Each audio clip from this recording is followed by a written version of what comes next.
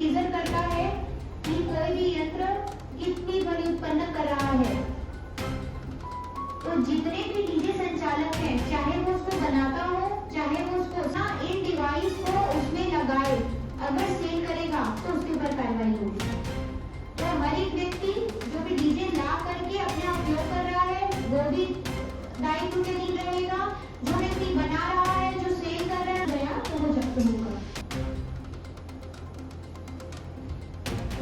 वो कंट्रोल करता है।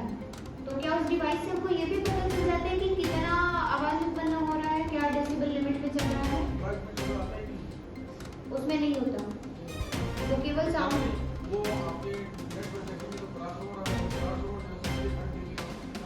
छत्तीसगढ़ में चुनावों की घोषणा के बाद आदर्श आचार संहिता जो है वो प्रभावशील हो गई है।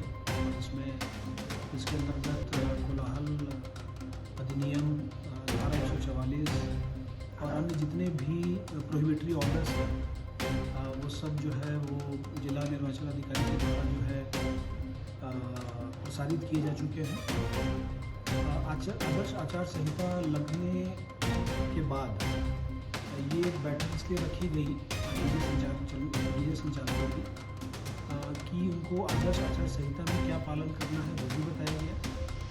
और जो माननीय उच्च न्यायालय के जो निर्देश है कि डीजे संचालकों के द्वारा जो बहुत उच्च ध्वनि में, जिसको कानफोड़ू ध्वनि बोलते हैं, जिससे कि लोगों को परेशानी होती है, बच्चों को परेशानी होती है, हॉस्पिटल में पेशेंट्स को परेशानी होती है, घरों की खिड़कियों, दरवाज़ों, शीशे टूटने लगते हैं, इस तरह के जो कानफोड़ू साउंड्स हैं उनका अब अंत हो गया है। अब ये नहीं बजेंगे। अगर डीजे को बजना है, अगर जो अब उसको डीजे संचालक का नाम ना दे, उनको अब ध्वनि संचालक का नाम दे। जितने भी ध्वनि संचालक का जो साथी आए हुए थे उनको ये बताया गया कि आपको अपने व्यवसाय को अगर चलाना है तो आपको साउंड लिमिटर रखना पड़ेगा और आपको खुद बताना पड़ेगा कि अगर हम 10 बजे सवेरे से लेकर शाम के 6 बजे तक बजा रहे हैं या सवेरे 6 बजे से रात के 10 बजे तक बजा रहे हैं, तो हमारा जो साउंड लिमिट है वो साउंड लिमिट की जानकारी भी उनको दी गई।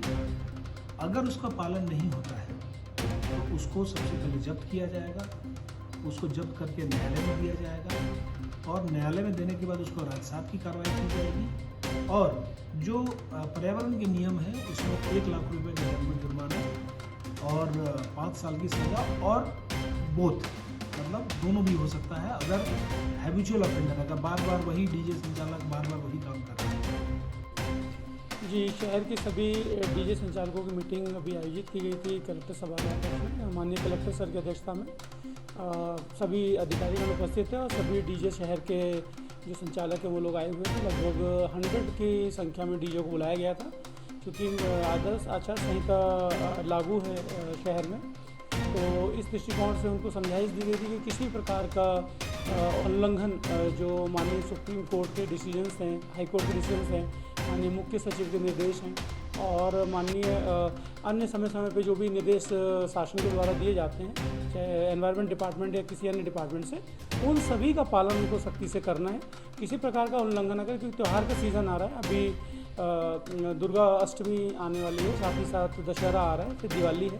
तो इस समय पे हमने ऑब्जर्व किया पिछले सालों में कि इस समय पे उल्लंघन, कोलाहल अधिनियम और इस तरीके की वजह से शहर के नागरिक बहुत तंग हो जाते हैं। बुजुर्ग लोग, बच्चे लोग, आम जनता, इससे बहुत ज़्यादा परेशानी का सामना उनको करना पड़ता है।